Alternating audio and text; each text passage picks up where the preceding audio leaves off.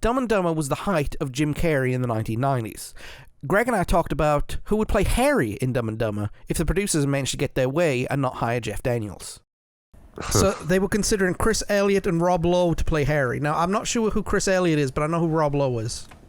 Yeah, Chris Elliott, he was in There's Something About Mary. He was also in Groundhog Day. He was the cameraman. Oh, okay. Yeah. So, but his I know the face, but not the name. yeah, he's kind of a character actor, kind of like Margot Martindale. Like he's never really had like a definitive starring role. He's always kind of been like a B or C character. You know what I mean? Yeah. But he's extremely talented. I think that he could have pulled off Harry better than Rob Lowe. Like Rob Lowe's old school. He's got some really good chops, but Chris Elliott's he's got more of that style that he's kind of wacky. Like Rob Lowe, I don't know.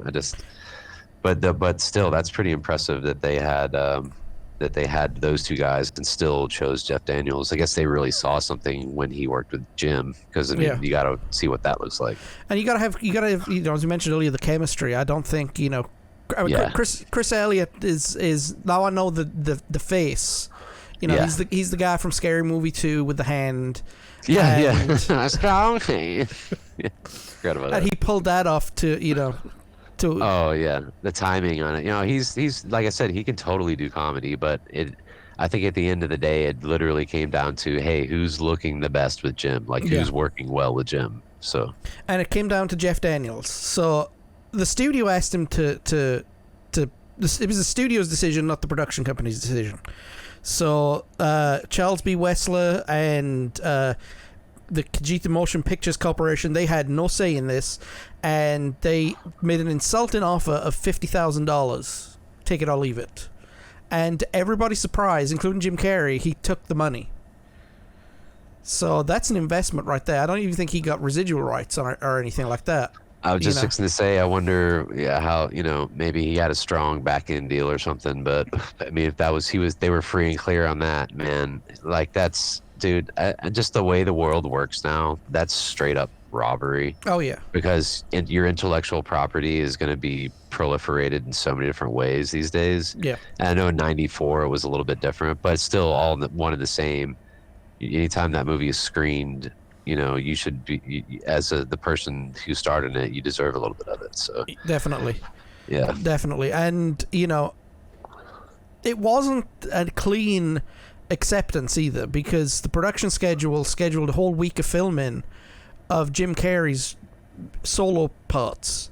So wherever Jim Carrey was doing things by himself on screen, that was in the first week of filming. They didn't shoot a single scene with Jeff Daniels in, because they were trying to get him to quit. Oh, okay, like the limo scene. Yeah. I'm just trying to think of all the ones where where he's either solo or he's not in it. The dream sequence where he's in the lodge. A couple of there's 4 or 5 of them that I can think of where it's just him. That's interesting. Huh. I guess they decided they had other plans and it just didn't work out that way, or. Well, after Jim Carrey stormed the director's room and said, "Okay, it's Tom, let's do this," then, because basically he pulled the Bruce Willis line. The Bruce Willis line is, who's your second choice to play John McClane? That was always his line during Die Hard. Whenever the production company was trying to change something that he didn't want, he'd go, "Okay, so who's your second choice to play John McClane?" And they'd back down. They'd back down. So the minute they put them together, that's when the chemistry really, really hit it off. And they actually improvised a lot of their scenes together. Yeah. It has a natural feel. Like sometimes it's hard to tell like what's scripted and what's not, because they really just get along really, really well, and just that their timing is really well together. Yeah, and one of the things that like the tag scene in the van, that was improvised completely. And the scene where I had it written down. Hang on one second. The most annoying sound. Yes, the most annoying sound in the world. That was Jim Carrey started that, and then Daniels joined in as he made the noise. So poor old Mike Starr, he had no idea what was going on when he was in that van with them. When he was doing Yeah, that, so that his irritation was like legit. those are all genuine reactions. Yes. Yeah, see, that's really the best way to do it. I've heard in horror movies sometimes they won't let the actors see the bad guy No.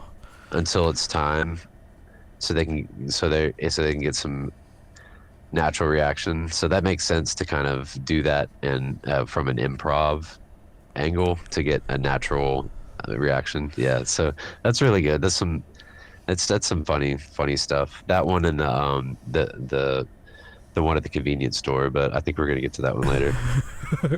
Oh, we will.